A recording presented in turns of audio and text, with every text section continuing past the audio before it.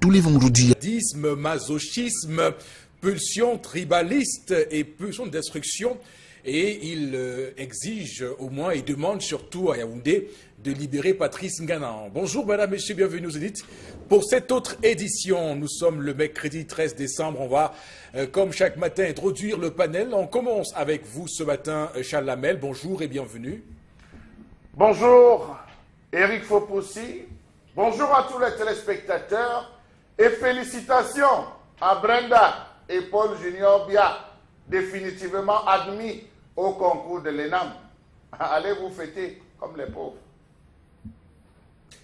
Et donc on a longuement évoqué cette question, évidemment, depuis quelques semaines, après la guerre des listes entre Angwen et Mendiana. Donc on va peut-être également soulever des questions qui peuvent être l'émanation de ces résultats-là. Alors, bonjour à vous, Florazé, et bienvenue sur le plateau. Merci, bonjour Eric Fopoussi, bonjour à nos chers téléspectateurs. Vous sur le plateau, bonjour. Et une fois de plus, pour ce mercredi, nous allons faire un tour sur les réseaux sociaux à travers l'information qui est commentée sur la toile. Donc, lorsqu'il sera 11 h, passé de 5 minutes, on aura donc l'occasion de s'apaisantir un tant soit peu sur l'information des réseaux. Alors, on va également introduire sur le plateau également ce matin le Mor Bengan. Bonjour. Bonjour Eric Fopoussi. Moi, je salue le comité de normalisation du football camerounais. Il lui reste 2 mois. Ils ont décidé, Eric Fopoussi, que le championnat régional du Cameroun est nul, est déclaré nul. Championnat Ligue 2 également. Mais sauf qu'ils étaient là dimanche pour saluer le chef de l'État. Je demande à Maître Happy de donner là, qui me regarde. Comment vous pouvez annuler tous ces clubs qui ont participé à la Coupe du Cameroun et dire qu'ils n'ont pas joué le championnat? Quand on s'affilie pour le championnat et pour la Coupe du Cameroun. Vous faites jouer la Coupe sans ces clubs-là. Non, entre nous. Même lorsque le mariage là est annulé, quand vous plaidez souvent vos causes, est-ce qu'on tue les enfants qui sont issus de ces mariages, maître? Ouais. Bon, bonjour quand même. Bonjour. C'est le Cameroun avec ses incongruités et ses incohérences, et surtout qu'on se rend compte que le cahier de charges et les missions qui ont été assignées à ce comité de normalisation restent sans avancement, et beaucoup m'ont le plus souvent critiqué lorsque j'avançais que ce comité au final ne normalise rien. Voilà. On va rentrer de plein pied dans ce programme ce matin, madame, messieurs, en faisant rentrer sur la piste de la réflexion ce matin. Kenyé, tendance pour l'histoire du jour, bonjour et bienvenue. Bonjour Eric, tendance de Bruxelles est là, je vous salue. Voilà. Ce matin, je vais parler du mariage. Les gens vont dire que, oh, pourquoi t'en as parlé du mariage? Pourquoi tendance parler trop du mariage ces derniers temps? Non, c'est la fin d'année, les gens se marient. Que s'est-il passé à la nouvelle rue Grand Moulin après le carrefour et Fracata? Hey! Maman, non. Les mariés vont nous montrer de toutes les couleurs dans ce dehors. Ce que j'ai vu, Flora, ce que j'ai entendu. Mes oreilles s'y voient encore mes yeux. Je parle même, je m'embrouille. C'est vous. C'est vous qui me faites tituber. 2 voisines se sont chamaillées.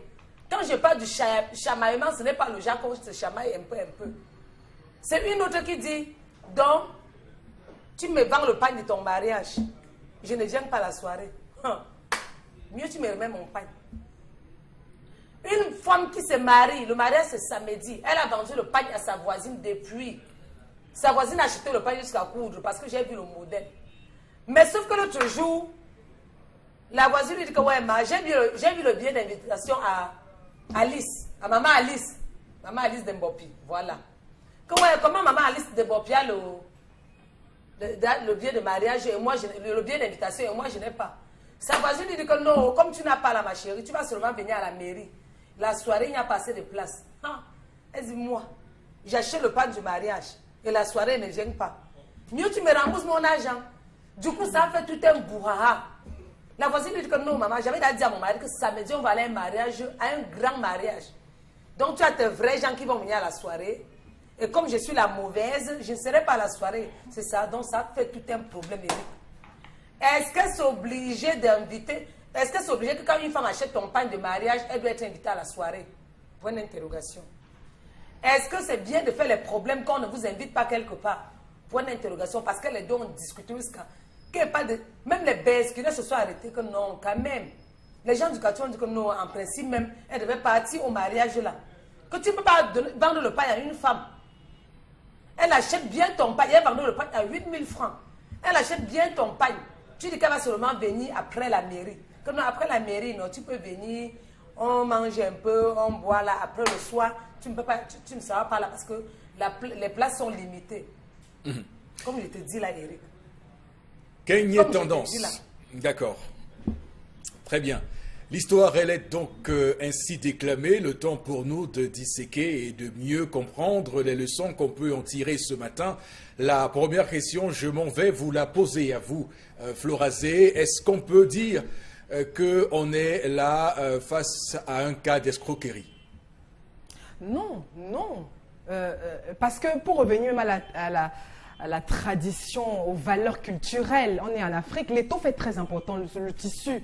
C'est le tissu qui venait marquer un temps de fête, qui venait marquer l'union, etc. Moi, je suis mitigée, j'ai toujours été mitigée dans cette histoire de pain dans les cérémonies, parce que j'estime que c'est de là que découlent pas mal de problèmes, surtout quand on parle d'union, de mariage, etc. Alors moi, je suis estimée que quand vous avez envie d'aider ou alors d'apporter votre quote-part en termes de participation au sein d'un couple, d'un mari et tout, faites-le naturellement, même en catimini et autres. J'ai toujours dit que justement, il faut sortir de cette prison. C'est-à-dire, on peut aller 2, 3, 4, 5 personnes, on s'unit, et puis après, on partage un petit bout, un petit plat, etc. et on se sépare vraiment. Parce que rester justement dans cette mouvance traditionnelle qui estime que oui, avec le pain, on peut être gay et puis très bien célébrer. Moi, j'estime que ça a beaucoup de limites et ça... L'islam, qui est une religion importée également, ceux qui se sont islamisés, ceux qui ont été islamisés ont introduit le pain, mais pour l'épouse, pour la femme qui va en mariage, on lui donne ses pains. C'est tout. Les autres, vous achetez les pains pour montrer que, bon, c'est rien du tout. Nous, les traditionalistes, on vous regarde faire, simplement. On vous regarde faire. On sait justement qu'on ne peut pas apporter une appréciation dans la déviance. Lorsque vous allez en marche de la société, on vous dit c'est pas bon, vous dites non, c'est le modernisme, c'est le monde d'aujourd'hui. Bon, on vous laisse faire. Et tout. Ok, tendance. Quand tu me donnes tu viens me proposer le pain, je considère que je suis invité. Oui, ce n'est même pas à discuter. Quand tu me donnes le pain, je considère que je suis invité. Mieux tu te maries sans me dire. Parce que quand tu viens, tu me donnes le pain et qu'on ne va pas me voir à la soirée, tu te moques de moi, c'est un peu atteinte à ma personnalité. Tu ne me considères pas. Qu'est-ce qu'il y a que tu me donnes le pain et après tu dis que la soirée, il n'y aura pas assez de place. Tu dois chercher ma part de place. Je ne suis pas seulement là pour acheter ton pain. C'est l'escroquerie même à la fin. Si tu vois qu'en organisant un mariage, tu n'as pas assez d'argent pour recevoir les gens, c'est mieux de sortir 100 billets d'invitation pour 100 personnes. Et qu'est-ce qui prouve que ces gens que tu invites à la soirée, tous ont acheté ton pain? On ne sait pas. Donc, vous les mariez, avant de vous marier, réfléchissez. On ne se lève pas un matin pour dire qu'on se marie. Et on ne se lève pas un matin pour dire qu'on sort les billets pour un mariage. Ça, sous forme de l'escroquerie. Et je vais même dire, on va suspendre les pains. Et vous sanctionnez, vous qui invitez les gens à la mairie, après la mairie, 20 d'honneur, et les autres qui ne partent pas à la soirée. C'est obligé que je parte à la soirée. Si tu veux me faire honteux, et les trucs comme ça marche, chez Flora. Qui veut passer au quartier, on va dire que voilà la fille là qu'on avait donnée, à qui on avait vendu le pain, le jour du mariage, elle n'est pas partie à la soirée. Tu sais que j'ai dit à combien de personnes que je serai au mariage samedi. Et le modèle que j'ai cousu, mieux tu me rembourses mon argent, je reste dans mon coin. Tu connais les sacrifices que j'ai fait. L'argent du pain, il a me voit l'acheter un bon parfum. Je mets ça sur mon corps pour sentir et séduire mon homme. Mais je prends, je fais mes économies. Je viens, j'achète le pain. Et tu dis, toi, carrément que non, maman, il n'y aura pas de place à la soirée. Pourquoi? Si après la mairie, il y a 20 d'honneur, je viens où il y a le 20 d'honneur. Et la soirée, je viens encore. Où tu te maries sans me dire, je constate. Comment? C'est un nouveau mariage. Tu veux mettre qui devant les faits accomplis? Vous, les femmes, vous aimez trop ça. Très bien. Florazé, on se rend aussi compte que les gens ont des motivations pas souvent très claires à venir donc assister une personne qui est dans une situation heureuse. On peut également questionner les motivations que les gens ont à venir à une fête. Oui, à la soirée, apparemment, c'est beaucoup plus bling-bling. À la soirée, on peut voir plein de monde. Des célibataires peuvent se retrouver et nouer. Ça, c'est ce que j'apprends quand on essaye de faire. J'essaye de tourner l'idée dans ma tête. Alors, moi, je n'aurais pas eu de problème si l'étoffe, le tissu avait gardé son aspect vraiment culturel, traditionnel. Mais aujourd'hui, c'est déjà devenu une affaire de sous, où justement c'est chacun qui quantifie, c'est chacun qui essaye de mettre un certain seuil au niveau du coût, justement pour préparer également le mariage. Pourtant, moi, je pense que le mariage se prépare bien avant. C'est-à-dire que ce n'est pas pendant la célébration ou quand il faut acheter justement ces pains qu'il faut commencer à tabler, à planifier sur tout ce qui sera fait dans le mariage. Je trouve que le modernisme est même venu sortir pas mal de personnes de cette affaire de pagne et de tout ce qui tourne autour de cette étoffe. Aujourd'hui, parce que on tend peut-être à être beaucoup plus moderne, pas parce qu'on refute la tradition, sa culture, non, mais parce que justement on veut éviter pas mal de problèmes. On veut éviter même une sorte de pression au sein de notre communauté. Et ça fait qu'on sort de ce genre de problème où tout le monde a envie d'être dans un même endroit et personne ne veut comprendre que pour un mariage, pour une célébration, c'est-à-dire quand on arrive au niveau de la soirée, où tout le monde ne peut pas y être. Donc il faut encore faire un autre travail de mentalité dans nos familles, dans notre société, etc. Puisqu'on est en Afrique et que ce sont des mentalités qu'on a perpétuées jusqu'à présent. Donc moi, je trouve que être moderne aussi, ça n'a pas de points négatifs comme certaines personnes le pensent. Donc on peut, au niveau de certaines célébrations, sortir de ces problèmes, notamment du pain que Tendance évoque ce matin. Et si tu me donnes le pain, considère qu'elle vient avec mon mari là-bas, ne crois pas qu'elle va venir seule. Parce que quand je prends le pain, j'achète le pain, mon mari sait que j'ai un mariage. Et quand j'ai un mariage, c'est dit que ouais, ben, on va boire ensemble. Ce n'est pas que go seul. Tu viens encore me sortir les cartes à queue le soir, mon frère, comment? Que c'est comment? Je gâte le mariage là. Ceux qui veulent gâter ça. Je vais faire le scandale même à la soirée. Et les gens vont savoir que j'ai acheté le pain, on ne m'a pas invité à la soirée. On ne peut pas être à la soirée, Tendance. Non, même pas ça, Flora. Quand même. Donc, c'est au moment où tu vas escroquer que tu viens me voir. Tu sais combien on souffre pour avoir l'argent? Pour avoir un franc comme ça, là, c'est le problème. Là, il faut couper sur la ration. Quand monsieur ration, il faut cotiser tous les jours 100 francs, 200 dans la caisse. Ou tu lances en bas du lit pour que ça donne 8 000 francs, tu achètes le pain. Qui t'a dit qu'on vend le pain à 8 000 francs? Je suis sûr que c'est même le pain vrac, que c'est les bénéfices là, que tu voulais organiser le mariage avec. On a fait jusqu'à m'appeler dedans. Vous avez prononcé mon nom, pourquoi? Si quelqu'un prononce encore mon nom, dans un problème fantôme comme ça, la personne va croquer sa langue. Puisqu'elle m'appelle le téléphone, Flora, viens résoudre ça. Je sors même de chez moi et ne laisse même pas manger à mes enfants pour aller écouter les problèmes là. Donc tu vas être avec ta voisine et pas l'inviter. Donner seulement le pain. M'appeler pour venir intervenir. Vous me faites rigoler.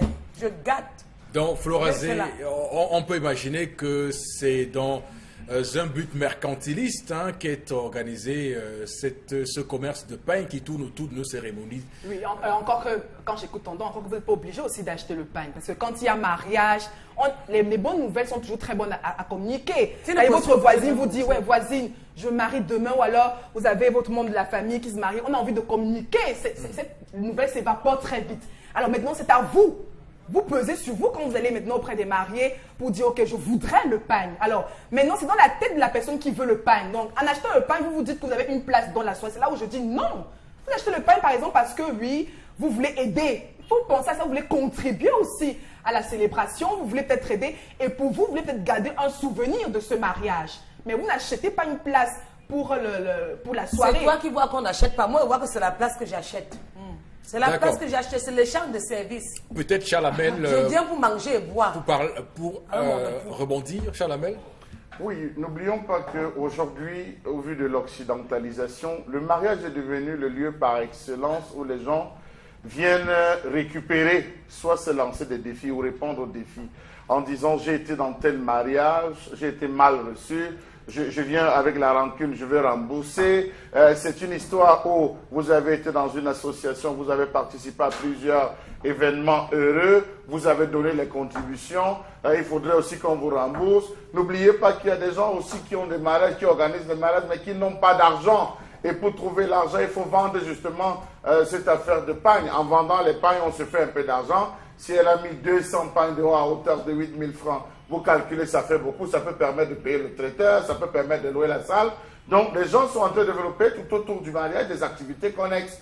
Et c'est ça, le fait d'être rentré dans cette occidentalisation. À l'époque, lorsqu'on se mariait, lorsqu'on avait fini de célébrer le mariage, là, vous avez parlé, Flora, je ne vous ai pas arrêté. Lorsqu'on organisait la dot, à ce moment, on finissait la dot, aussitôt on faisait la fête, les gens rentraient chez eux. Lorsque vous allez chez les anglophones, nord-ouest, sud-ouest, lorsque vous allez pour une cérémonie, à peine est-on sorti de l'église qu'on organise le cocktail et chacun rentre chez lui. D'où vient-il que la zone francophone voudrait d'abord organiser la mairie, aller à l'église, finir avec l'église, organiser le lunch qui prend beaucoup d'argent, aller louer la salle pour que la famille se retrouve après dans la pauvreté. Donc, pour moi, j'estime que cette histoire de pagne n'a véritablement pas sa place. En Afrique, il faudrait évacuer cela. Mais ce n'est pas un problème de modernisme ou alors d'Occident. Non, je ne trouve pas.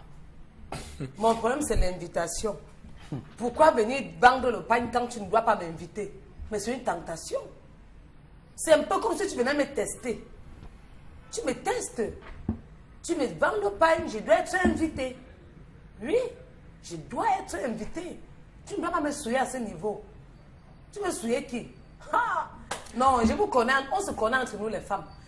Demain, c'est elle qui va aller s'asseoir à la réunion, on dit que elle parle même comme ça, alors qu'elle avait acheté mon pain, je ne l'ai pas invitée à la soirée. Je vous connais. On se connaît entre nous. Alors, je prends ici sur moi de vous demander, donc Flora Zdé, de nous livrer quelques messages, des réactions des téléspectateurs ce matin sur le sujet. Alors, oui, Erifo Poussi, bonjour à vous sur le plateau. La voisine n'a pas raison car tout le monde ne peut pas être à la fois à la mairie et à la soirée. C'est une réaction de ce matin. Ah bon. Moi, je crois que le mariage est une organisation. Alors, dès que vous invitez déjà une personne à acheter votre tissu de mariage, alors vous invitez cette dernière à vous accompagner tout au long de votre mariage. Alors, aux mariés de souvent bien faire leur planning et savoir à combien de personnes proposer le pain ou aux invités. C'est Donald de Yaoundé qui s'exprime. Les gens, on a trop fait ça, maman. J'ai dit que ne parle plus. Si on t'invite à la mairie, maman, pas aussi à la soirée. Elle dit que ma fille, à mon âge, elle veut partir faire quoi à la soirée? Non, pas aussi à la soirée. Oh. Maman, quand on va, tu me souilles. Ouais. Alors, il y a une autre réaction qui pose pourquoi avoir proposé l'uniforme à cette dame, sachant qu'elle n'allait pas assister à son mariage. Voilà. Bon, elle n'achetait pas aussi une place pour la soirée. Une autre réaction ce matin. Alors, pour moi, monsieur, la femme qui a acheté le pain n'a pas le droit de faire un scandale. Il faut donner du respect à la fête. Ce n'est pas facile aussi d'acheter un pain à hauteur de 8 000 francs. Donc, essayez aussi de faire avec l'invitation, de faire part pour permettre aux uns et aux autres de planifier pour la soirée. Bien sûr. Voilà. Une dernière réaction, l'achat d'un pain n'est pas obligatoire pour avoir un pass à la soirée. C'est Sonia qui réagit ce matin. Ok, merci beaucoup pour ces réactions. Chers téléspectateurs, et nous sommes très heureux de vous accompagner comme chaque matin dans ce programme 10-12 le Zénith. On va donc avancer dans le programme et aller chercher la colère de Charles Hamel ce matin qui porte sur l'information au niveau de l'État et du moins dans toutes les strates, dans toutes les couches d'organisation au Cameroun. Comment l'information circule, comment est-ce qu'on informe les gens, comment est-ce qu'on rend compte de ce qui va se passer? C'est le sujet qui est aujourd'hui développé par Charles Hamel ce matin. À tout de suite.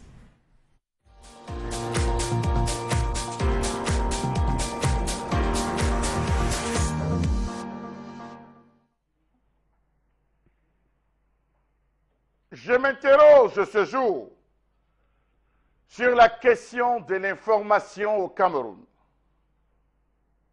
Je m'interroge sur la gestion de l'information dans ce pays. Et je ne cesse de me poser une seule question. Est-ce que les Camerounais de tous les bords ont droit à l'information, comme on le voit aux États-Unis d'Amérique, comme on le voit en Europe? ont-ils droit de donner eux aussi leur avis face à des questions qui portent sur la République? Est-ce que les Camerounais sont véritablement informés? Est-ce que, pris individuellement, un Camerounais serait à même de nous donner des renseignements sur le fonctionnement du Cameroun? Comment comprendre le fait que les Camerounais, pour la plupart, ne réussissent plus à s'informer comme il se doit? Comment comprendre le fait qu'au Cameroun, les sources d'information ne soient véritablement pas appropriées? Comment comprendre le fait que l'accès à l'information reste une véritable entrave dans la pratique du journalisme au Cameroun? Comment comprendre que la consommation des informations se fait de plus en plus sur les réseaux sociaux? Comment comprendre le fait que les Camerounais, pour la plupart, s'informent à travers les discussions dans les taxis, dans les bars, aux abords des kiosques à journaux, mieux dans la rue ou tout autour d'une bière? Comment comprendre le fait que les rumeurs dament le pion au travail journalistique? Comment comprendre le fait que les conclusions de ces duels entre le demandeur et l'agent public? Savez-vous que pour peu que vous ayez besoin d'informations économiques dans votre travail au quotidien, vous vous rendez vite compte du problème qui constitue ou que constitue la difficulté d'accès à ce type d'informations au Cameroun. Elle est foncièrement grise, c'est-à-dire que soit on ne sait pas qu'elle existe, soit on le sait, mais on ne trouve pas le moyen d'y accéder. Savez-vous qu'à l'Institut national de la statistique, il est difficile d'obtenir des données récentes, les indices de X ou Y secteurs? Sur leur site web, aucune publication, aucun rapport qui date d'après 2013. Et lorsque vous les approchez, ils vous disent tout simplement, il faut voir le boss.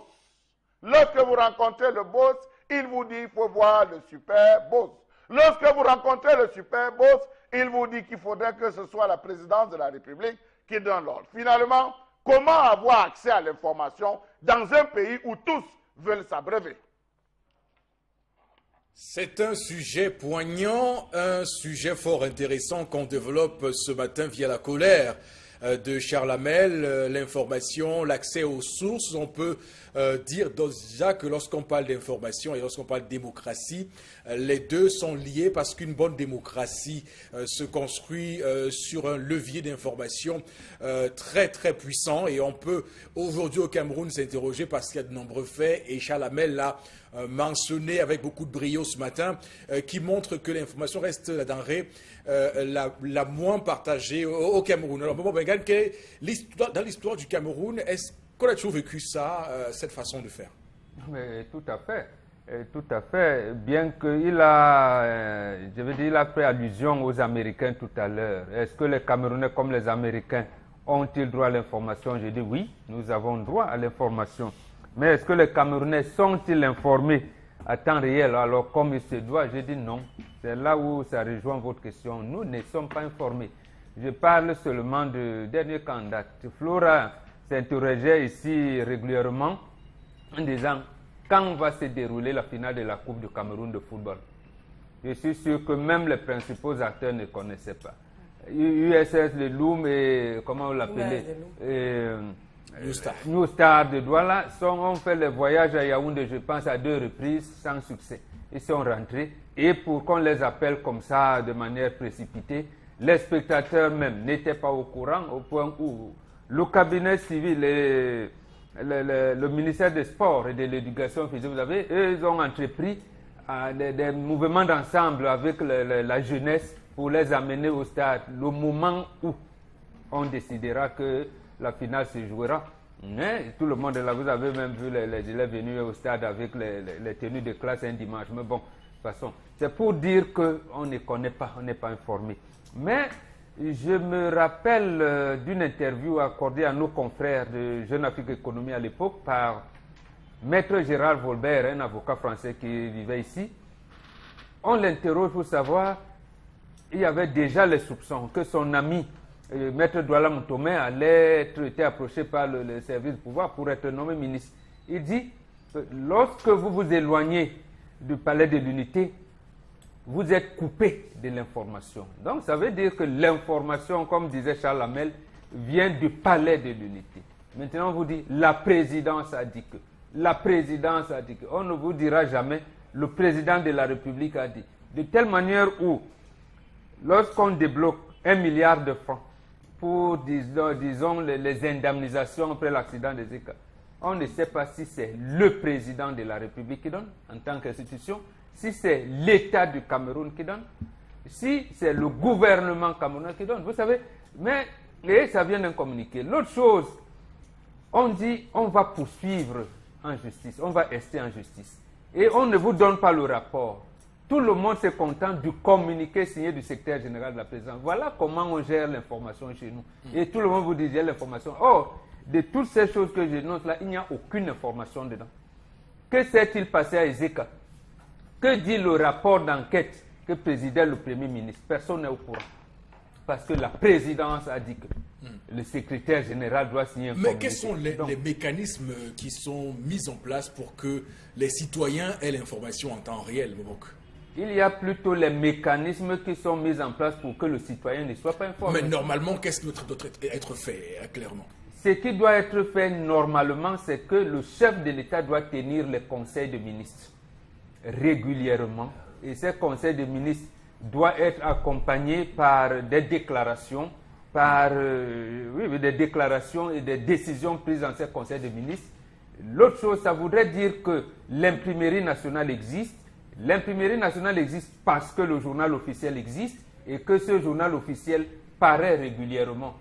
Donc, c'est ça. Quand tout est bloqué, vous verrez donc le ministre, porte-parole du gouvernement, va décider comme ça. Il peut faire ses communiqués comme il veut, ses communications gouvernementales comme il veut. Donc, c'est pour l'information officielle. C'est ça qui fait que même les milieux d'affaires, il n'y a pas que vous les journalistes, aucun homme d'affaires ne peut téléphoner directement le chef de l'État. Or, Dieu seul sait qu'il y en a beaucoup qui sont dans des difficultés. Il y en a qui ont gagné des marchés publics, n'arrivent pas à être payés. Alors que le décaissement, l'argent a été débité quelque part au trésor, mais ce n'est jamais arrivé. C'est où? On ne sait pas. On ne sait pas. Donc, voilà, tout est plutôt mis en œuvre pour que le citoyen ne soit pas informé. C'est d'ailleurs pour cette raison que Salamel, on le disait encore hier, que même la société civile n'a pas le moyen de se déployer, les partis politiques non plus. Même là, hier, je termine par là, j'ai entendu le ministère de la Santé publique vous parler de l'assurance maladie universelle. Très bien. Mais sauf que celui qui remet ça en exergue, il s'appelle bien Dr Basson et le syndicat et ses confrères. Le CIMEC. Mais depuis l'Assemblée générale de l'Ordre des médecins du Cameroun jusqu'à aujourd'hui, on ne parle pas de la contribution du syndicat des médecins du Cameroun. On va vous dire que non, comme vous savez, le président de la République avait même ça à l'idée. Quand il créait en 2004 le ministère du Travail et de la Sécurité sociale, vraiment, c'était dedans. D'abord, on avait instruit que la Caisse nationale de prévoyance sociale allait passer de la prévoyance sociale à la sécurité sociale. Vraiment, c'était même avant Gorbatchev. Le président de la République avait vu la perestroïka avant même lui. Donc, voilà comment on va vous informer. Alors, Florazé, la question que je vais vous poser, c'est que on va quand même ce matin venir noircir le tableau et dire que rien n'est fait pour que la communication soit faite. Est-ce que vous avez des éléments qui vous permettent de voir quand même que les efforts sont faits pour informer, le peuple? On peut également évoquer ici, pour ceux qui ont l'occasion souvent de feuilleter un journal comme Cameroun Tribune, où j'ai même compris pourquoi est-ce que c'est les seuls à avoir les déclarations, les appels d'offres et autres. Oui, je trouve qu'il y a quand même une avancée considérable. On a pas mal de télévisions et de radios qui naissent au quotidien, même si justement les efforts qui sont faits trouvent toujours, je vais dire, les personnes qui poussent très loin, qui fournissent pas mal d'efforts en termes d'éthique même ou alors de diffusion de l'information ont beaucoup de barrières. Et ces barrières justement amènent beaucoup de frustration même au sein du peuple. Charles Hamel a très bien déroulé pas mal de paramètres. Aujourd'hui, je vais revenir sur le plan social. Pour que le simple citoyen aille à l'information ou reçoive même l'information, c'est très difficile. Par exemple, je prends un exemple, la presse écrite déjà. Il y a certains Camerounais qui vous diront que le prix même qui est honoré pour avoir une presse, je veux dire, est assez est très gros. Hein. Un citoyen arrive à peut-être avoir 400 ou 500 francs justement, ou 600 francs pour avoir justement un journal. Les zones enclavées déjà. Alors il y a certains, même si l'effort qui est beaucoup considérable, qui est fait sur le plan privé, ne couvre pas tout l'étendue du territoire national. Alors les zones enclavées font comment? Qui reçoivent toujours l'information très tardivement quand l'information est même diffusée. Alors il y a beaucoup de barrières financières qui sont là implémentées et qui se vivent au quotidien et qui poussent, alors qui manifestent encore, ou alors qui développent pas mal de frustration. On a également le constat qui est clair. C'est que même dans l'aménagement de l'information, vous allez dans nos services de renseignement, vous allez dans les délégations, les ministères et autres, l'accueil, c'est comment? C'est quasiment dans certaines institutions quasiment inexistant. C'est-à-dire que même quand le simple citoyen veut aller vers l'information, il n'y a personne pour le recevoir, il n'y a aucune orientation. C'est-à-dire qu'on a l'impression que l'information est bloquée à un certain niveau pour un certain nombre de personnes. Alors même pour le journaliste qui fait beaucoup d'efforts, il y a également beaucoup de barrières. Il y a des personnes qui reçoivent cette information et qui brandissent à tout moment leur éthique professionnelle, le secret professionnel et autres. L'information reste encore stagnante à un certain niveau. Et aussi ailleurs, il faut être d'une confession religieuse, il faut être dans un clan ethnique ou tribal pour gérer une certaine information. Et le constat est clair, le peuple est frustré. Et voilà pourquoi sur les réseaux sociaux, chacun y va de sa sensibilité. Chacun balance, chacun commente, chacun fait ce qu'il veut. Et comme Chalamé a dit, oui, c'est dans les taxis, c'est devant un kiosque, c'est en famille et tout. On s'informe et au sein justement de ce brouhaha, il y a la désinformation. Donc, il faut même sur le plan financier, sur le plan social, que les pouvoirs publics aménagent le secteur pour que l'information, même en ce temps de crise, dans les régions notamment du nord-ouest et sud-ouest, comment l'information est gérée? Elle est très mal gérée parce que les populations, les citoyens ont soif de la bonne information, mais cette information est un bon mot qu'a tout dit. Elle est calibrée à un certain niveau et le peuple en redemande et on est dans des frustrations. On est obligé de passer par la violence des crises parce qu'on réclame quelque chose qui nous est de droit. Et donc, Keigne et Tendance, on se rend compte clairement ce matin que l'information ne bouge pas beaucoup au Cameroun. Qu'est-ce que ça ne bouge pas? Va sur les réseaux sociaux, va sur Facebook. Il y a les groupes où ça bouge. Mais comment les forums où les informations... C'est que c'est les gens qui ne sont pas constamment sur les réseaux sociaux, Flora. Tu tapes le Cameroun sur le Cameroun, il y a les infos. Tu tapes tel groupe, il y a les infos. Tu tapes le Cameroun.info, il y a tous les infos. Tu parles même si vous voulez vous informer, même question politique. Arrêtez-vous simplement devant les kiosques où on vend les journaux. Vous lisez les titres, vous allez savoir maintenant tout ce qu'on écrit dans le journal. Maintenant, en société, si vous voulez avoir les infos, marchez avec les tindas de vos patrons. Cherchez à être en contact avec eux. Parce qu'ils vont tout vous dire. Si vous voulez connaître comment ça se passe, même concernant la personne qui va être là et la personne qui ne va plus être là, marche avec le chauffeur du boss. Tu comprends?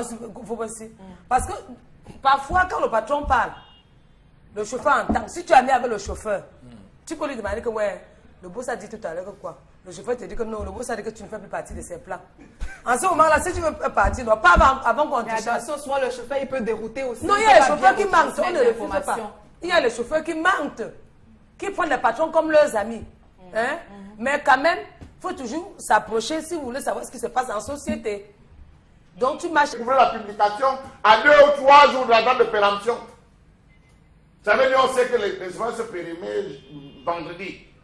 C'est jeudi matin, dans le kiosque de jeudi matin, que vous découvrez que non, organisation d'un concours spécial de recrutement pour vous n'avez qu'un seul jour. Ceux qui sont en Galmendouga, ça va arriver quel jour? La presse, déjà, même qu'on sort ici, qu'on est dit à Douala, arrive en Galmendouga. La presse de Lengdi arrive en Galmendouga. Les gars sont obligés de se renverser sur les réseaux sociaux. Maintenant, vous parlez de communication. Qui connaît le planning de voyage du chef de l'État? Pourquoi les Camerounais passent plus de temps à chercher le président quand il voyage? Donc maintenant, après Paris, vous connaissez là où il va aller? Il faut possible. Vous savez là où il va aller après Paris? Après Paris, il peut foncer en Suisse. Est-ce qu'on a le calendrier? Problème de communication. Pour avoir une information dans un ministère, si vous n'appartenez pas aux médias officiels, on ne vous reçoit même pas. Parfois, là, dans l'événement, vous arrivez avec le micro, on dit c'est la CIATV. Non, on ne parle qu'à la CIATV. Cette prescription a été faite par où? La preuve, regardez que même dans certaines structures, on chasse les médias Lorsqu'on arrive, on dit aux journalistes qui n'offrent, on ne veut pas vous voir. On dit aux journalistes, si on ne veut pas vous voir, qui sont celles qui sont habilitées? C'est elles. Pourquoi? Parce qu'on veut, il y a une rétention d'information. On ne veut pas que l'information circule. C'est ça ce pays. Et on a le courage de le dire. Vous rentrez dans un taxi. Le taxi n'a pas de poste récepteur. C'est une grosse infraction. Tous ceux qui font dans le transport urbain, même interurbain, doivent avoir un poste récepteur. Le droit à l'information, c'est obligatoire dans un pays. Mais nous n'avons pas cela. Raison pour laquelle il y a des fuites sur Internet. Qui fait ces fuites? Si ce n'est pas les secrétaires, ce sont les responsables eux-mêmes. Nous avons de plus en plus de documents qui apparaissent et des documents originaux. D'où vient-il qu'on va sortir une affaire sur DOF? 10 minutes après, il revient et dit non, ce n'est pas ce qu'on a écrit. On reçoit une information comme quoi, au sein du RDPC, les gars appellent à la non-représentation du président de la République. Le secrétaire général sort. Comme en Afrique, on dit qu'il n'y a pas de fumée, sans feu.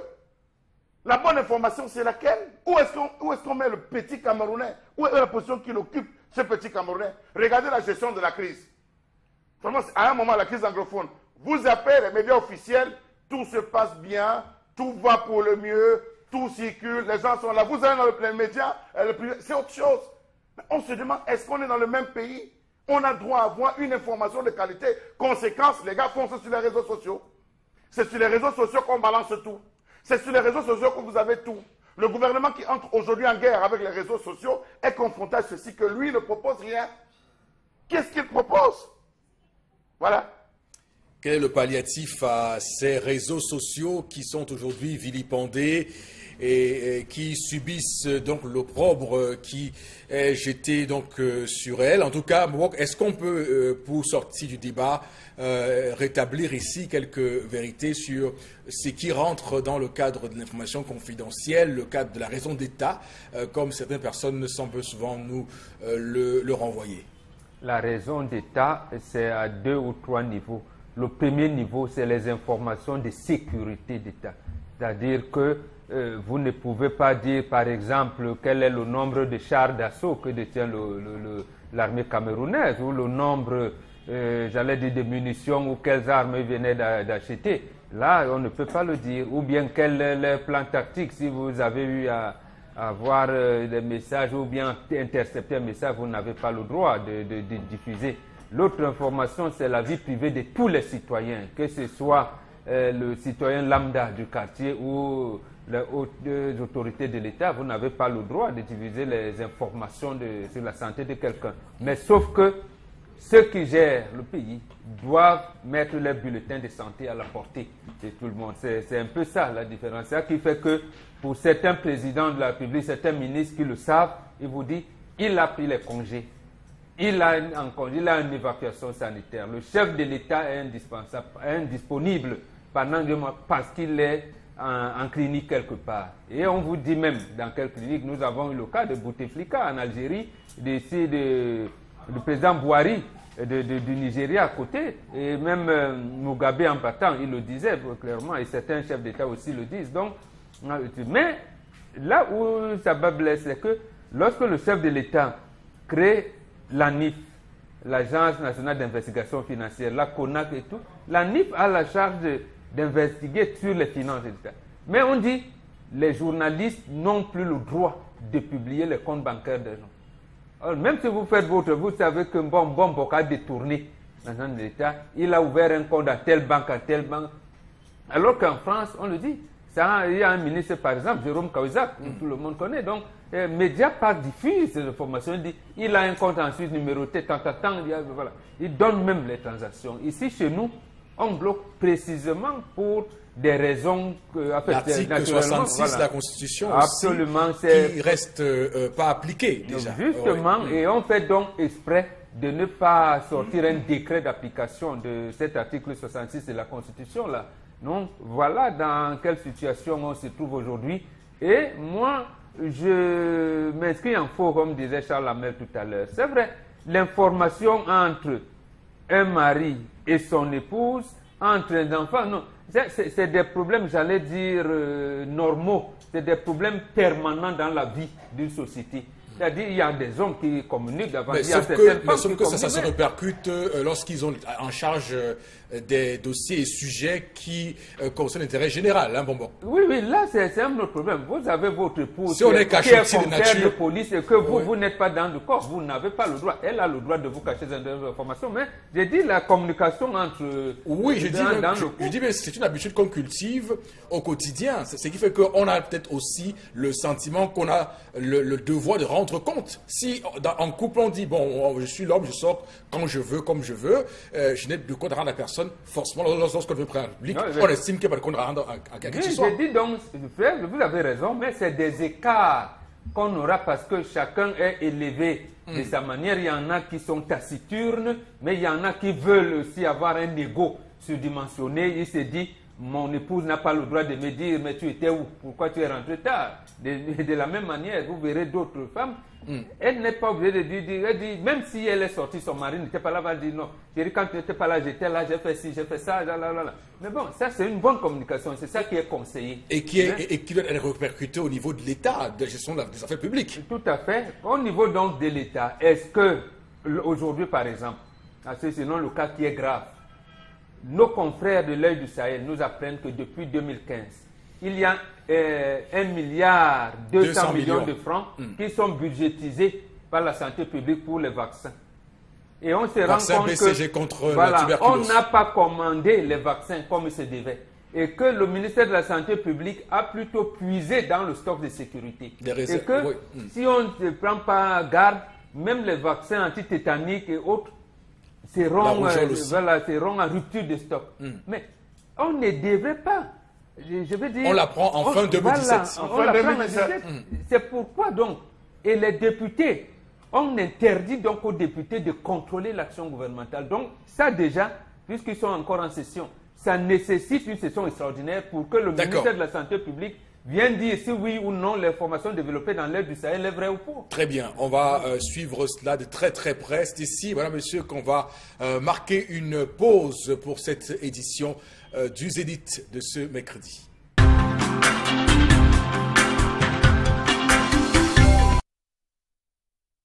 Et voilà, nous revoilà sur le plateau. Merci à vous, madame, monsieur, d'être toujours fidèles au poste. Sur le 10-12, le Zénith, on annonce également en tout début de cette deuxième partie le décès du secrétaire général de l'Assemblée nationale, monsieur Victor Yéné Osomba. On l'avait senti très fatigué, très marqué par la maladie tout récemment lors de l'incendie subi par l'Assemblée nationale le 17 novembre dernier. Donc voilà, il nous a quittés malheureusement il y a quelques heures seulement. Donc c'est une mauvaise nouvelle qui vient encore s'ajouter à tous les rebondissements qu'on a eus lors de cette session parlementaire de novembre qui a vu vivre tous les événements que vous connaissez et qui s'achèvent donc ce jour normalement. Donc c'est regrettable. On va simplement souhaiter nos condoléances à la famille de l'illustre disparu, mais également à tous les députés qui doivent être eux aussi sous le choc en ce moment. On va entamer cette deuxième partie avec la lecture des messages et c'est vous, Florazé, qui allez vous y coller, je vous en prie. Oui, Eric Fopoussi, merci. La jeunesse camerounaise ne s'intéresse plus au journal, à la presse, mais plutôt aux réseaux sociaux. Mais il y a quand même des efforts qui sont faits de la part de la presse et des médias privés au Cameroun. Autre SMS, la marginalisation du peuple par ces vautours du gouvernement nous prive de tout, même du droit à l'information en tant que citoyen. Nous vivons justement sur mon information dans notre pays et à chaque fois, il est étrange de voir des décisions qui ne sauraient aller pour le développement, le bien-être de la population. On se refait, on se bouche les oreilles et on se réfère à Facebook qui, ma foi, n'est pas toujours vrai. Et ceci même dans nos amphithéâtres où il faut être dans un certain rang pour s'informer. C'est les Franck qui réagit ce matin. Autre SMS, on ne communique pas clairement au Cameroun. Même pour un simple communiqué gouvernemental, les journalistes, les réseaux sociaux également communiquent mal. Autre SMS pour ce matin, c'est un sérieux problème de communication que vit notre pays. Vous allez dans une entreprise, vous voulez un renseignement, si quelqu'un n'est pas là ou son collègue, celui-ci ne peut rien vous dire, l'information reste donc bloquée à un niveau. C'est Nelson qui réagit ce matin. Une autre réaction, la télévision camerounaise, voilà, les médias nationaux, le média national au Cameroun a pas mal de démembrements liés à une situation politique et la corruption, la cupidité ont gangrené le Cameroun tout entier. Dans une atmosphère pareille, les dirigeants sont conscients qu'une bonne communication de leur part les enverrait tous en prison.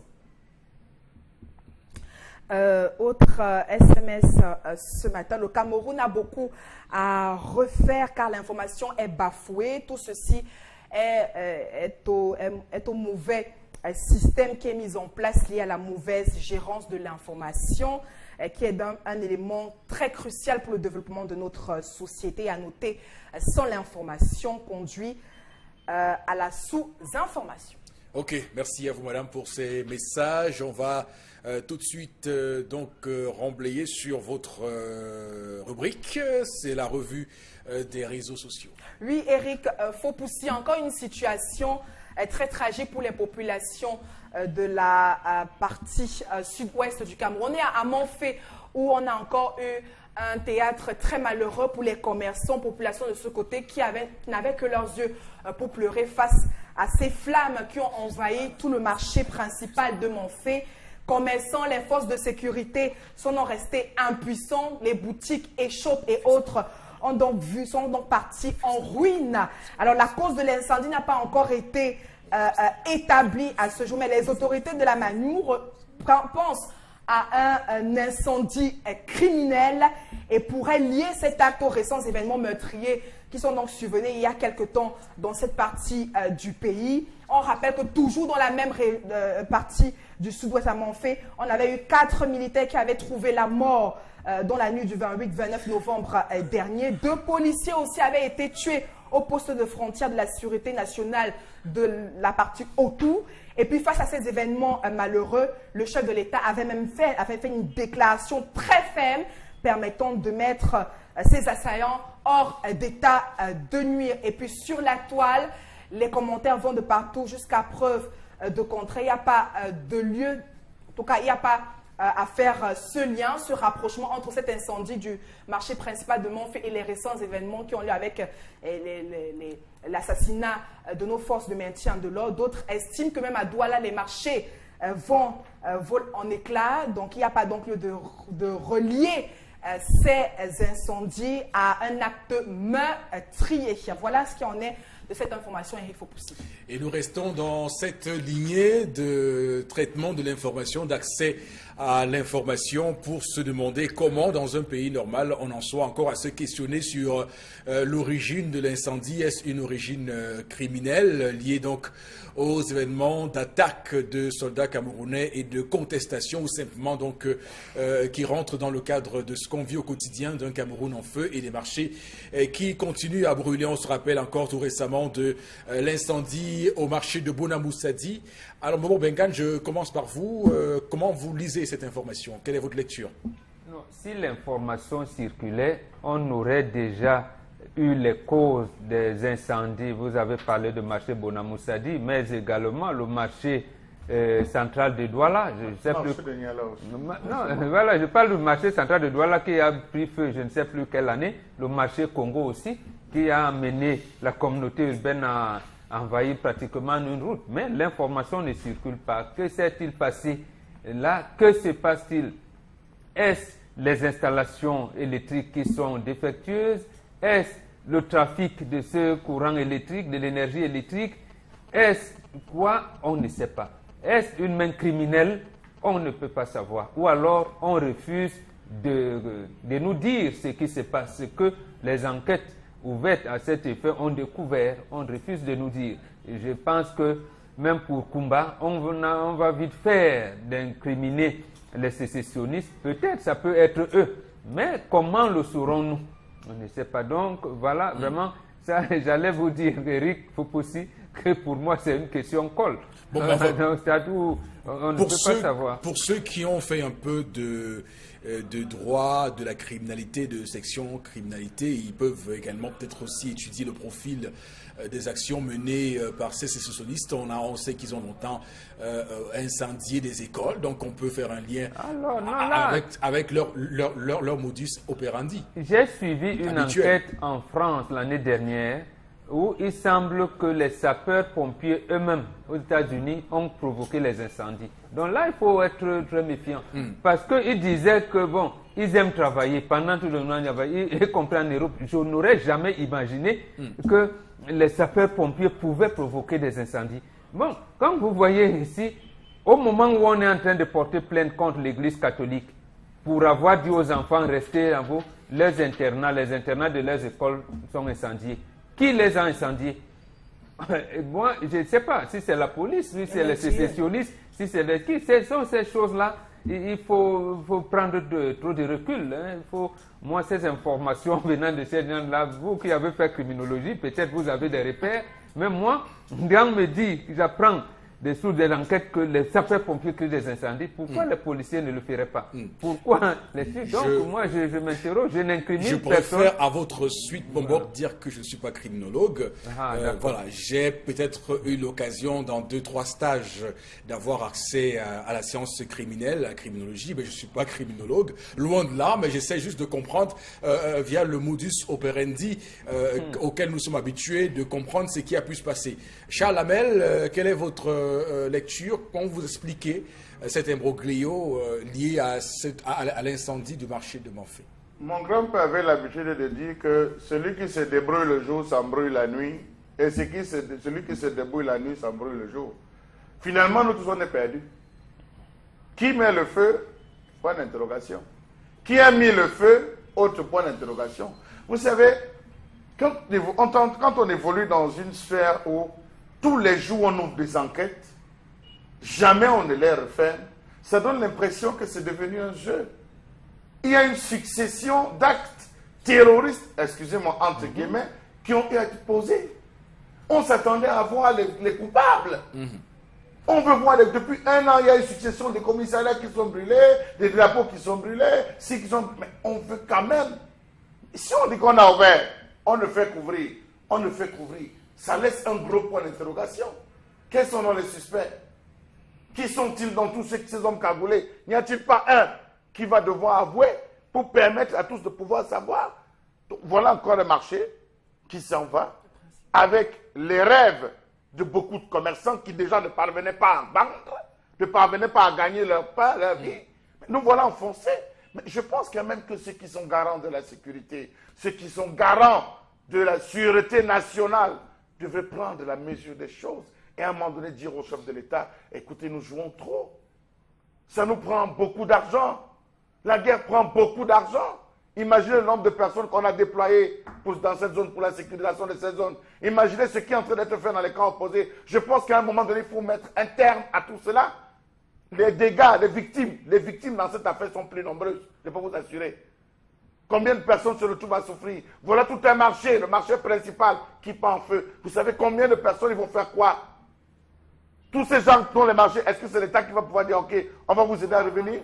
Ils vont se tourner les pouces. Et en se tournant les pouces, il y aura une rancune. De cette rancune va naître quoi? Ok, on ne fera pas l'apologie sur ce plateau de la violence. Ce n'est pas l'apologie, nous sommes en train d'examiner. Ça, c'est l'un des critères en criminologie. Examiner. C'est pas à vous que je m'adressais, Charles Hamel. Nous examinons. C'est pas à vous que je m'adressais, ni à Florazé en tout cas, je le disais clairement, pour que ceux qui sont experts en déduction ne pensent pas que nous sommes dans cette logique-là sur ce plateau et que, au contraire, nous sommes des pacifistes compulsifs. Alors, tendance Kenya, on va surtout dire que lorsque ça brûle, on commence à rechercher les responsables. Mais Eric, comment? J'ai fait criminologie à l'école publique de mon village. Criminologie. Je mélange tout. Tel que je vois les enquêtes, pour le cas de Mangfessi. Je sens que, donc tel que je mène mes enquêtes, je vois que ce sont les criminels qui ont mis le feu. Et quand je regarde, je dis, waouh, le pays de Samuel Eto'o-Fils, le pays de Roger Mila, dont vous voulez mettre notre beau pays à sang et à feu. Non. Vous ne pouvez pas, au nom de Jésus. Amen. Je sais que les gens vont dire que pasteur tendance. Oui, je prie pour mon pays, matin, midi, soir, parce que ce qui se passe dans les autres pays que je regarde à la télé, là, je n'ai plus envie de regarder ça pour mon pays, le Cameroun. Et quand vous brûlez le pays, est-ce que vous êtes fiers de rester chez vous comme ça et que les médias parlent du Cameroun négativement? C'est ça? Oh. Les mots me manquent, Eric. Tel que je vois. Pourquoi ce n'est que ce n'est tant que le feu sort de ce côté? Vous avez brûlé l'école, comme on disait là, l'école des sœurs, c'était l'école de l'internat. On ne sait même plus où les enfants là sont aujourd'hui. Vous avez brûlé le commissariat jusqu'à brûler le drapeau de mon beau pays, le Cameroun. Un drapeau que je caresse. Et quand tu arrives chez moi, maman, tu vois mon drapeau accroché au salon. Ça veut dire que j'ai de l'amour pour mon pays. Et vous voulez détruire. Je dis non à ça. Je dis non. Donc les criminels, c'est que vous nous voyez. Faites l'examen de conscience. Et la nuit porte conseil. Et faites, même si c'est Kyo, la guerre n'a jamais fait quelqu'un progresser. La guerre détruit. Et c'est nous qui perdons.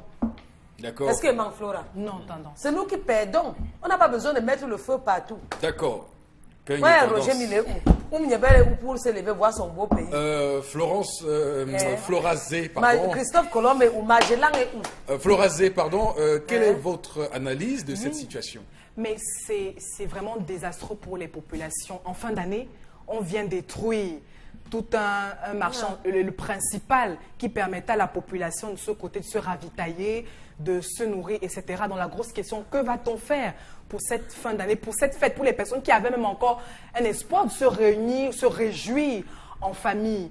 Donc c'est vraiment malheureux. Et que justement les affaires sociales, vraiment que les personnes indiquées aillent vers ces commerçants, vers ces familles pour communiquer avec ces derniers, pour apaiser les tensions et les cœurs. Parce que justement, voilà des personnes, des familles qui vont rester affamées, qui ne pourront plus avoir peut-être rien que les éléments de première nécessité au quotidien, entre les femmes, les enfants, les nouveaux-nés, etc. C'est une situation très pénible et même pour ces poser personnes. la question de savoir, les gens de la ville vont se ravitailler où? Grosse question encore. Le principal marché est allé en éclat. Alors, c'est vraiment comme on parlait tout à l'heure, on parlait d'information. Donc, maintenant, les populations ont besoin de réconfort au niveau de l'information. C'est-à-dire, il faut qu'on aille vers eux. Il faut qu'on leur apporte une information gaie, une information d'espoir. Dites clairement que le chef de l'État, de la même manière qu'il a débloqué 1 milliard pour les BCG, débloque quelque chose pour permettre à ces gens de vivre. Parce que les gens vont rester, ils vont se tourner les pouces. Ça va devenir quoi? Même s'ils débloquent, on va détruire. On va surtout dire que là-bas, à Manfé, déjà dans la Magnou, plus globalement dans ce département, les gens sont en train de fuir et vous comprendrez pourquoi le Nigeria également commence à donner des informations sur le nombre de réfugiés camerounais sur son territoire, mais également ici parler de Joseph Untroy qui avait à l'époque sorti un communiqué, le communiqué qui a fait trop de polémique, qui a fait pour de la polémique et qui s'est rébiffé après parce qu'il disant que non, il n'a jamais demandé aux gens de libérer l'espace de la Magnou. En tout cas, on va rester très très attentif à ce qui se passe dans ce département de la Magnou et espérer que, évidemment, les pouvoirs publics nous entendent et prennent des mesures pour sortir ce département-là de ce qu'il vit actuellement et plus globalement les deux régions anglophones du Cameroun, le sud-ouest et le nord-ouest. On va prendre la prochaine information, Florazé. Oui, Eric, il faut pousser. Je vous emmène au bord du fleuve. Le Vouri, on est ici à Douala, premier. Ayoupoué, c'est un point principal pour les pêcheurs, les commerçants de poissons frais et même la population. Alors, il y a donc un don qui a été fait par l'Agence japonaise de coopération internationale. Cet accord a donc été signé avec une somme de 6,6 milliards de francs CFA pour la construction du débarcadère et du marché de poissons de Youpoué. Alors, les autorités de la ville de Douala salue ce projet qui va améliorer le transport fluvial vers les îles Manoka, Cap Cameroun, dont l'accent, on sait tous, n'est pas très aisé pour les populations de ce côté. Donc le ministre, Louis-Paul Motazé, ministre de l'économie, a relevé que la vente du poisson sera boostée par ce projet avec la création d'une centaine d'emplois. Techniquement, que doit-on attendre justement de ce débarcadère qui sera bâti sur 6100 mètres carrés de superficie? On aura un quai de débarquement pour pouvoir accueillir au moins 30 pirogues. On aura un marché de poissons en bonne et due forme. Et on rappelle que ce projet sera donc réalisé dans 2 ans. Alors pour les populations, pour les internautes qui réagissent sur la toile, certains estiment que c'est un projet qui est vieux d'une décennie et que c'est malheureux que c'est maintenant que l'État entre en jeu à travers un don. Certains estiment qu'il faut d'abord améliorer les conditions de vie des pêcheurs qui sont bernés tout le temps par des pêcheurs étrangers, notamment des Chinois qui justement opèrent très bien avec des engins beaucoup plus modernes et ainsi viennent bloquer le flux au niveau de la commercialisation du poisson frais à Yupwe. Alors, j'ai entendu un mot qui m'a fait tiquer sur cette information, c'est moderniser, la modernisation. Alors, Charles Hamel, est-ce que c'est de ça qu'il s'agit clairement?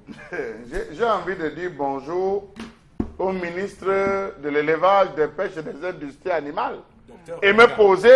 Non, il est PCA de beaucoup de structures. On salue seulement le ministre. Vraiment, docteur Taïga, je vous dis bonjour. Quel est le rôle de ce ministère? Je me pose la question. On l'a beaucoup vu lors de la crise grippe aviaire avec l'ACDIC et tous ceux qui se plaignaient que le secteur agricole soit Voilà un pays comme le Cameroun qui est surendetté avec des banques surliquides. On vous dit 3 282 milliards par la Chine en 10 ans. Où? Qui monopolise les eaux au Cameroun? Les dons de ceci. La Banque mondiale qui a prêté cela. Les États-Unis qui ont ici. Mais à la fin, le Cameroun, lui, vit quoi? Les Camerounais peuvent se vanter de quoi? Ils doivent se vanter de quoi? Dans tout ce que nous sommes en train de réaliser, il y a la main des Français, il y a la main des Chinois, il y a la main des Américains, il y a la main des Turcs, il y a la main de cela. Donc finalement, nous sommes contraints de vivre que des apports extérieurs. La contrepartie pour ce poste, c'est quoi? Quelle est la contrepartie? Pourquoi on dit on va nous aider à hauteur de 6,6 milliards? En contrepartie, le Cameroun donne quoi?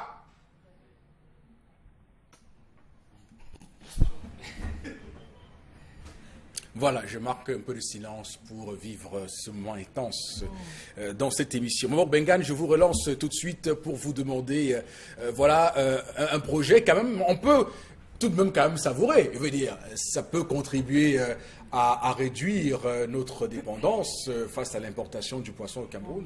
Oui, ça peut contribuer comme ça peut refuser de contribuer. Ou alors on peut l'amener à ne pas contribuer. Ça dépend, c'est vous qui maîtrisez la langue française. Mais moi, je suis inquiet.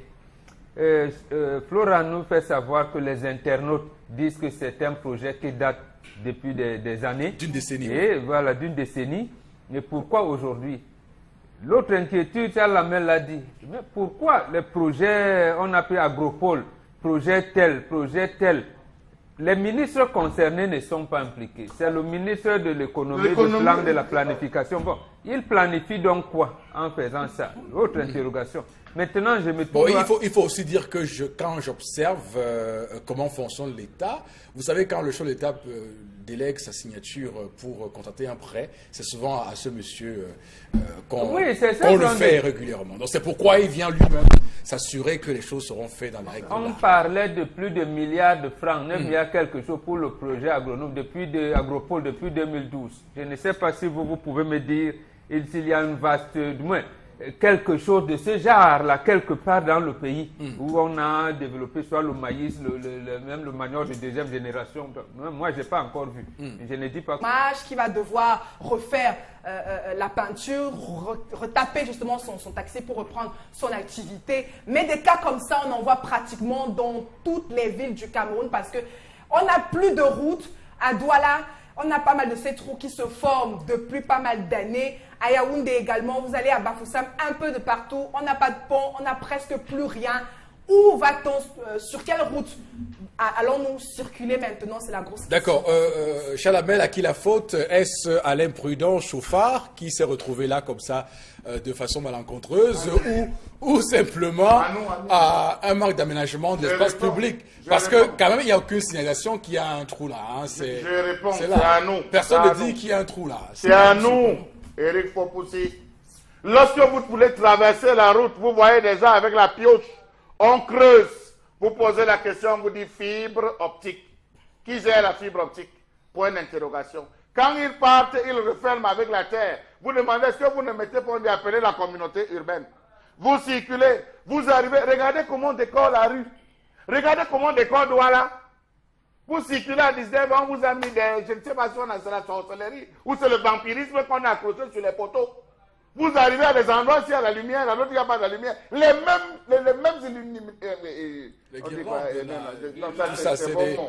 illuminations. Les mêmes illuminations. Dans une ville comme Douala, pour les mêmes budgets. Ça, c'est les choses de l'année dernière, il n'y a rien de neuf. Ça se voit, il n'y a rien de neuf. C'est sale.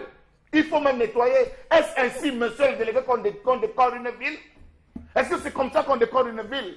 Vraiment, je suis désolé. Tant que les Camerounais ne vont pas porter plainte, se constituer en collectif pour porter plainte aux maires, aux délégués du gouvernement, ça va rester comme ça. Voilà un trou. Je suis sûr que c'est la CDE. Ça peut être la CDE qui a creusé ce trou parce qu'on cherchait un tuyau enfoui dans le sol ou peut-être parce qu'il y avait fuite d'eau. On abandonne. À qui la faute? La communauté urbaine qui voit comment on est en train de creuser ne peut pas saisir. Toutes les voitures qui circulent pour, comment on appelle ça, remorquer les voitures garées en complicité avec les colboxeuses. Les colboxeuses ne peuvent pas aussi appeler pour dire, voilà un truc qu'on a fait de creuser. Finalement, c'est le laxisme.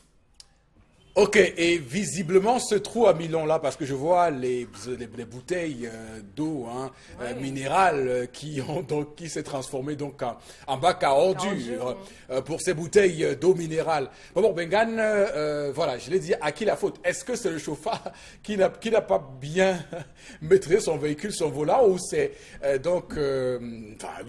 ceux qui doivent gérer l'aménagement public qui n'ont pas mis les panneaux pour alerter les gens? Non, c'est d'abord le chauffeur. Lui, il est sur la route. On leur dit tous les jours que nous sommes sur les pistes cacaoyères. On ne roule pas comme ça sur les pistes cacaoyères. C'est d'abord lui. Il doit savoir qu'il n'est pas. Maintenant, si lui aussi, il estime que le président de la République nous a été envoyé par Jésus et Mahomet qui se sont entendus au ciel. Bon, il peut donc imaginer qu'il roule là au ciel. Donc là-bas, il n'y a pas de tout. Mais l'autre chose, nous précisément, il y a le ministère des Travaux publics qui nous a dit qu'il fait un revêtement confortatif. Peut-être qu'il n'a pas encore commencé à Yaoundé. Il y a la communauté urbaine.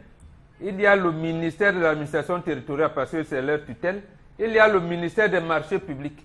Il y a le ministère de l'économie, du plan de la planification. Vous voyez donc qu'il y a beaucoup d'institutions et leurs attributions s'enchevêtrent. Et au point où on ne sait pas qui a l'autorité de lancer un appel d'offres pour le bouchage des trous. C'est pour cette raison donc que je vous dis toujours que ce qu'il y a à faire pour nous amener à notre épanouissement, le renouveau ne peut plus faire ça. Soyons sérieux. Ce qu'il y a à faire ne peut plus. Et quand on ne peut pas, on laisse. Amenons le renouveau à laisser. C'est comme ça que moi je peux résoudre. D'accord. On va simplement dire que c'est à vous de pouvoir réagir. Alors Florazé, c'est la fin de cette revue des réseaux sociaux. On va donc prendre la suite de cette émission.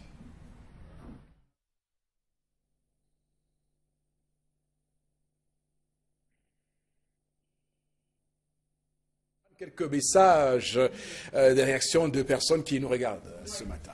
Eric Fopoussi, alors, cette femme n'a pas, ça c'est une réaction par SMS pour ce matin, cette femme n'a pas d'idée claire car elle aurait demandé tout simplement à sa copine de lui venir en aide. Pourquoi acheter un pagne et ne pas accéder à la soirée? L'acquisition de l'information au Cameroun est un véritable parcours de combattant et même quand elle arrive, sa fiabilité est toujours remise en question. Rappelez-vous juste du début des épreuves obligatoires écrites du probatoire 2015. Même si l'information était transmise en temps réel, elle ne le saurait jamais. Alors, bonjour à vous en 35 ans. Alors, la femme ne devrait pas se fâcher et voir ça comme une sorte de contribution, voilà. Parce que quand il y a des aberrations, bonjour à vous, en 35 ans, le Cameroun brûle. Je crois que c'est par rapport à la revue des réseaux. Alors, il faut tout simplement, même si l'information était transmise en temps réel, elle ne saurait arriver toujours transformée vers le public. Et donc, nous, le peuple, nous sommes manipulés. L'information n'est pas assez objective quand les hommes d'État manipulent cette information. On saura toujours que l'État veut nous manipuler et devra nous donner ce qu'on a envie, ce qu'on a juste envie de savoir. Ok, merci à vous Florazé pour ces informations. Place donc maintenant à interpellation de cette matinée.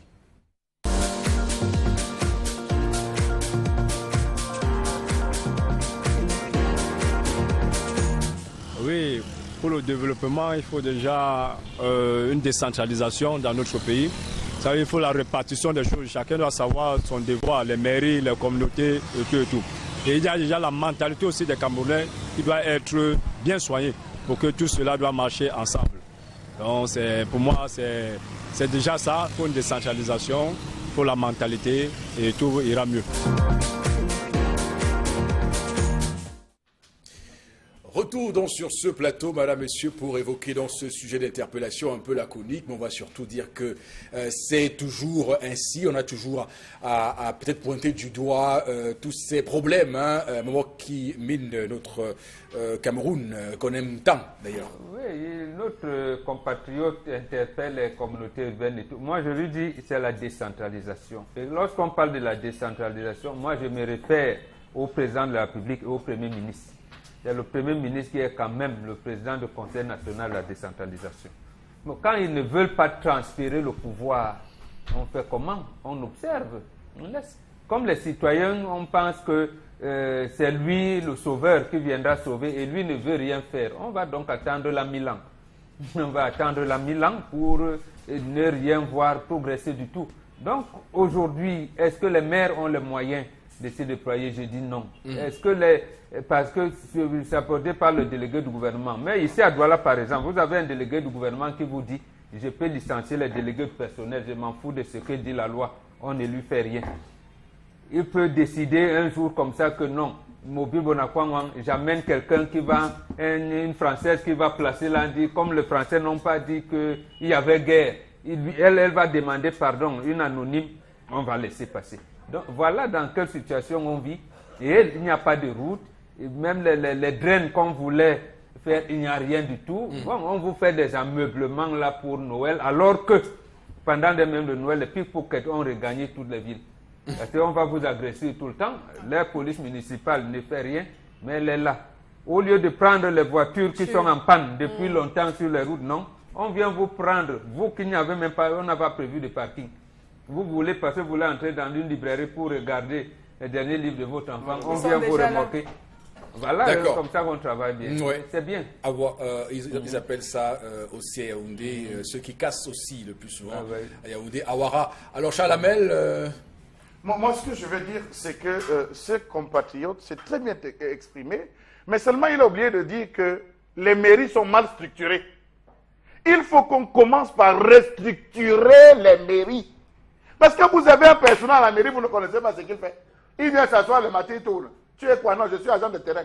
Tu es quoi? Non, je suis en train de faire ceci. Seul le maire connaît qui fait quoi. Pourtant, il y a un job description, il y a un organigramme de la mairie. Il faut qu'on commence d'abord par mettre sur pied, que chacun sache ce qu'il doit faire. Vous allez vous rendre compte que sur les 2000 personnes, les 400 personnes, 500 personnes que vous retrouvez dans la mairie, beaucoup vont aller au quartier.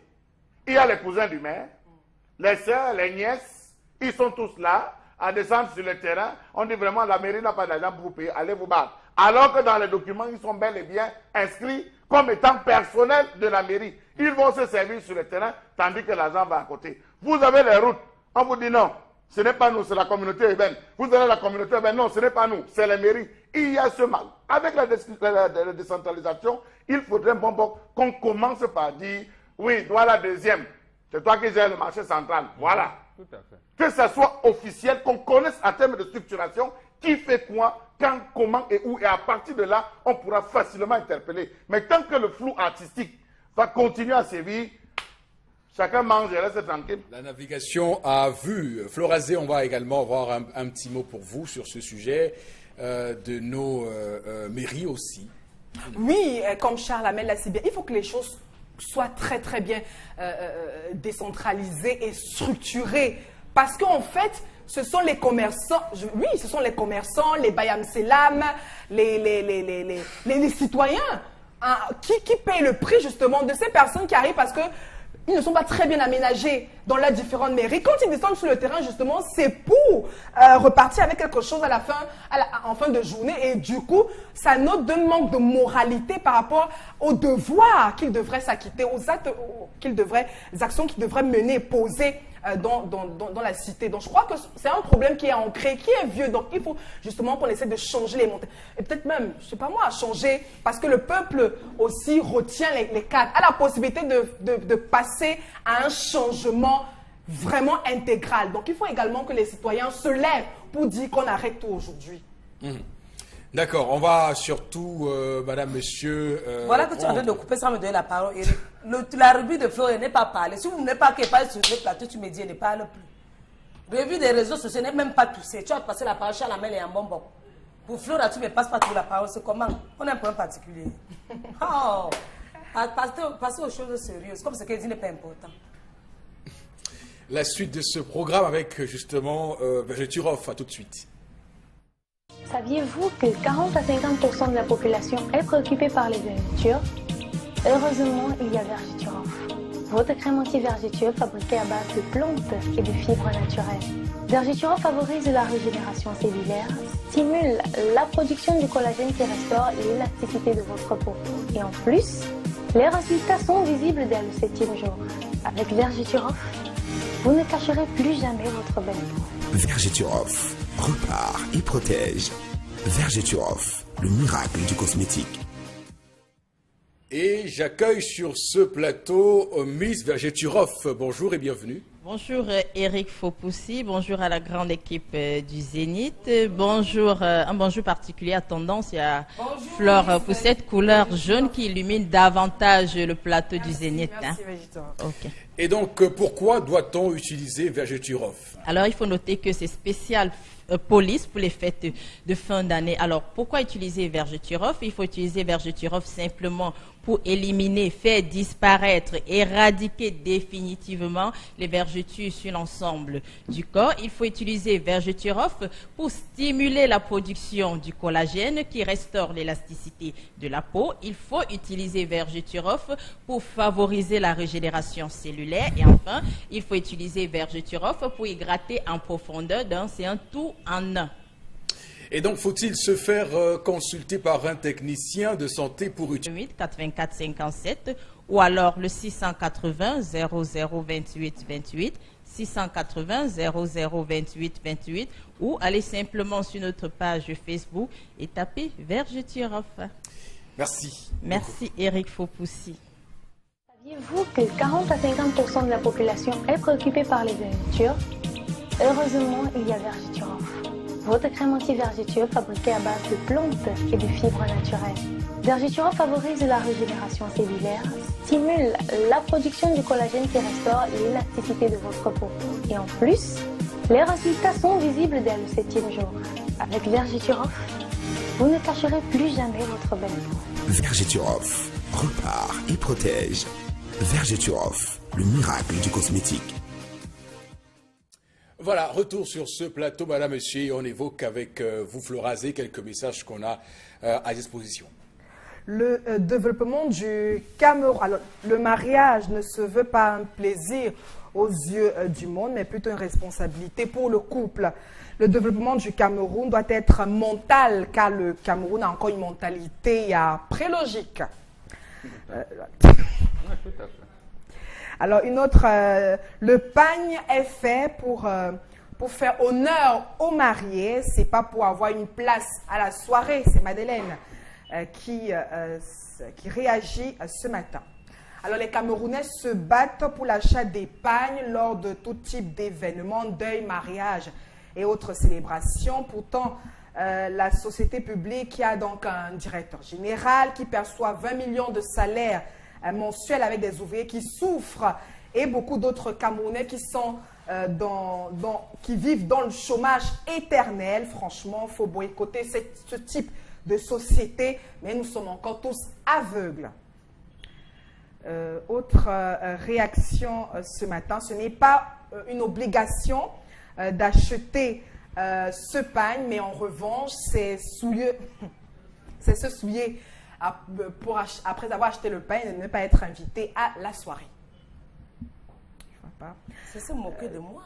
Alors, bonjour à vous. Alors, je pense que nous devons rester africains par rapport à l'histoire du jour. Alors, autre réaction ce matin. Alors, si on disait à la femme, est-ce que si on disait à la femme qu'à la place du mariage, qu'elle donne 8 000 francs, l'aurait-elle fait? Alors bonjour, c'est vraiment bizarre d'acheter le pain et de ne pas être invité à la soirée par la suite.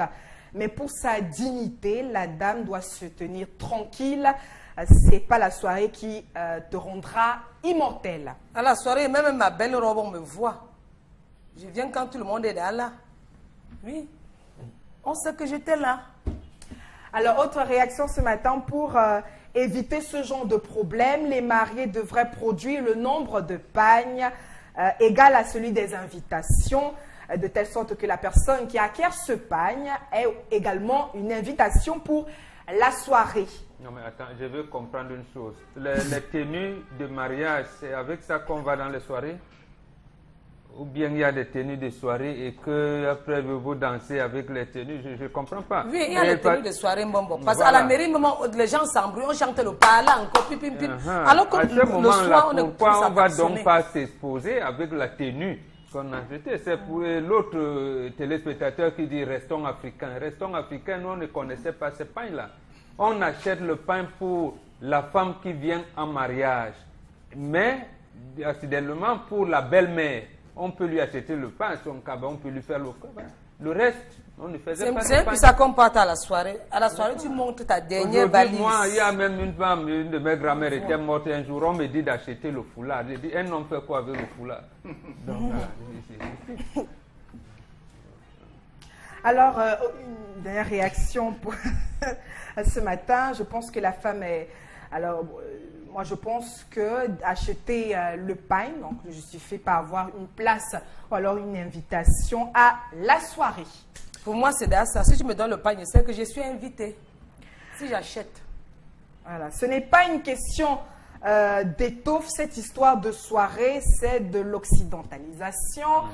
À l'époque et aujourd'hui, dans nos villages, on ne connaissait pas les soirées. Tout le monde était invité, qu'on vous connaisse ou pas. C'est cette histoire de soirée qui crée les problèmes. C'est Lucie de Boya qui réagit. Non, peut-être pour préciser une chose. Lorsqu'une femme va en mariage, on vient doter. C'est sa famille qui fait une réception. À ce moment, le jour où on vous remet, elle remet à la famille qui vient épouser la femme, il y a une première réception. La deuxième réception se fait au niveau de la famille lorsque la femme arrive chez elle, là où elle est allée se marier. Là également, c'est le même scénario qui se poursuit. Ses belles-sœurs l'accueillent avec ceux qui sont considérés comme ses belles-mères. Bon, mais ça commence à dire, aujourd'hui, où vous commencez à dire, je m'en fous des belles-mères, que vous ne connaissiez même pas avant. Et vous commencez à vous méfier de vos belle-sœur, parce que peut-être une belle-sœur a dit à son frère, est-ce que tu as bien regardé la fille là? Vous mettez déjà en porte-à-faux, en guerre, alors que c'est tout à fait normal. Ça, c'est vérifié précisément pour que les uns et les autres puissent se supporter. Puissent se supporter, ça veut dire on accepte les défauts de l'autre. C'est les défauts de l'autre qu'on mettait en exergue et on les acceptait. Dès qu'on les acceptait, la communion se passait. Puisque je veux même préciser plus loin en disant que dans certaines contrées, Eric Fopoussi, lorsque vous veniez à demander la main d'une femme, on vous faisait asseoir, on vous accueillait, on vous donnait la canne. La canne à sucer. On vous regardait, vous suciez, on vous voyait causer, les enfants venaient jouer à côté de vous. On essayait de voir est-ce que vous savez partager. Si vous n'étiez pas capable de couper le nez aux enfants, on attendait. On attendait de voir si vous allez replanter la tête de la canne après avoir sucé. Si tel n'était pas le cas, on venait prendre le sucre que vous avez laissé. On pressait le sucre, on dit, mais ce gars ni le replante, ni il suce jusqu'à la lit. Ce gars est dangereux. Donc ça varie, ça varie d'une région à une autre aussi. J'ai bien précisé que d'une région à une autre. Voilà, à un autre endroit, lorsque vous venez rencontrer votre beau-père, il dit, bon, vraiment, comme tu es arrivé là, j'étais en train de sortir. Il prend la matière qu'il te donne avec le portrait, il dit, allons en cause, chemin faisant cause, vous arrivez dans une zone qu'il avait laissée de son champ, il commence à défricher, il vous regarde. Est-ce que vous avez les ampoules? Est-ce que vous avez tout? Il y avait des stratégies pour connaître. L'occidentalisation n'a pas de problème. Pourquoi on évoque toujours? Et pourquoi on veut... Je crois que le problème, c'est que beaucoup de personnes ne veulent pas vivre avec leurs moyens. C'est ça, en fait. Ce n'est pas une question de modernisme ou de quoi que ce soit. Alors, vous avez une... Et encore qu'aujourd'hui, les temps évoluent aussi. Arrêtons de vivre. Vivons nos propres vies. Et vivons l'instant présent. Je dis encore ceci, que je ne suis pas contre les valeurs culturelles et traditionnelles. Je suis tout à fait d'accord avec ce que... Et c'est même très beau par rapport à ce que Charles Hamel venait de dire. Mais je dis que ce n'est pas un problème d'Occident, quoi que ce soit. Aujourd'hui, les familles ne veulent plus vivre avec leur poche, avec ce qu'ils ont. Ils veulent faire le mature. Justement, ça veut dire que il faut que les familles africaines, il faut que les familles africaines dans lesquelles on se retrouve, après acceptent qu'aujourd'hui, lors d'une célébration, tout le monde ne peut pas toujours y être. Parce que justement, quand on ne pourra pas satisfaire Y, Z, A, 2 mois après demain, ça va créer des rancunes, ça va créer des problèmes. Maintenant, il faut donc, quand on essaie même de communiquer avec les uns avec les autres pour dire, ok, on ne peut pas faire ci, on ne peut pas faire ça. Maintenant, pour égayer la famille, c'est notamment à travers la dot. La dot, c'est la famille qui est invitée, les deux familles sont là, on se réjouit. S'il y a un porc ou un poulet, on découpe ça et tout le monde mange. Et là, maintenant, quand il faut pour les modalités assez... c'est-à-dire qu'on veut recevoir des amis qui viennent un peu de partout, des amis beaucoup plus proches, on explique aussi à la famille qu'ici, on ne peut pas vous recevoir, pas recevoir tout le monde. Ça crée encore des problèmes, des frustrations. Non! Vivons notre époque. Mais le monde a évolué, Mbongo. Le monde a évolué. Mieux dès que vous programmez le mariage, après la mairie, 20 d'honneur, ça donne la possibilité à tout le monde même de venir se servir sans rancune.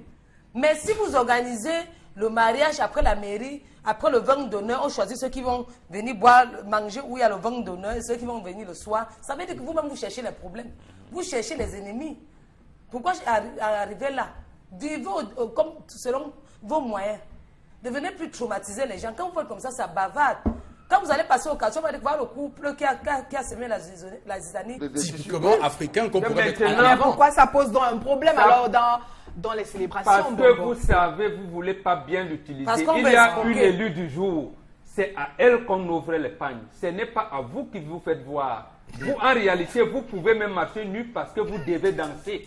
Vous dansez votre... Pour l'élu du jour. Voilà, pour l'élu du jour. C'est cela donc la dot en réalité. Lorsqu'on commence avec la dot, on dit, oh, on a estimé que cette fille, elle avait même accouché chez elle avant. L'état de l'enfant qui vient, c'est comment? Non, on nous a donné aussi cet enfant parce qu'on l'a doté. On va danser 2 personnes au même moment. Voilà comment ça fait que la fille, même si elle avait été violée avant, même si elle avait été déçue par son premier amant, ça se règle parce que la famille où elle va en mariage sera bien accueillie et ce sera leur enfant. Maintenant, si l'enfant reste chez son père, là aussi, il y aura une cérémonie qui le fait. Donc, en fait, regardez et retracez cette histoire. Aujourd'hui, vous n'avez même plus de coton. Vous appelez le textile chinois qui est transparent comme tout, qui est synthétique, et vous appelez pagne. Et vous faites des histoires avec ça. Et vous dites que c'est ça l'évolution. En tout cas, on va surtout dire que l'évolution n'est pas dans ce sens-là. L'évolution est dans le temps qui avance. Au final, parce que le temps qui avance, ce temps-là a des conséquences. Le temps avançant, chacun vit par rapport à son temps et son espace. Eric Fopoussi, permettez-moi de vous dire que on va toujours guérir la façon avec laquelle on guérit le paludisme en utilisant les feuilles de manguier, de papaye et tout n'a jamais changé. C'est pas ça le débat. Non, je veux dire, ça ne changera pas la façon de lancer la cola au sol ou de boire le vin blanc. Le débat, c'est que le temps évolue et que les gens ont des mentalités qui, effectivement, avancent. Évolution pour dire qu'on avance. Le temps s'écoule. Mais évoluer, ça veut dire qu'on s'épanouit davantage. Est-ce qu'on a changé de lancer la manière de cola? On n'a pas changé. Maintenant, à vous de pouvoir interpréter comme vous. On n'interprète pas, on regarde les choses qui sont en face de nous. Mais dans l'évolution. Maintenant, vous avez construit un baptême, le feu prend même l'Assemblée nationale. C'est ça l'évolution. C'est le matériel qu'on a. Il n'y a même pas de bout d'incendie. On veut éteindre l'incendie, il n'y a pas de tout. C'est ça l'évolution, non? Donc le temps avance. Je parle du temps. Merci infiniment à vous sur le plateau. C'est ici qu'on va donc mettre un terme sur ce programme très houleux ce matin et vous inviter à rester sur Equinox Télévision. Que Dieu bénisse le Cameroun.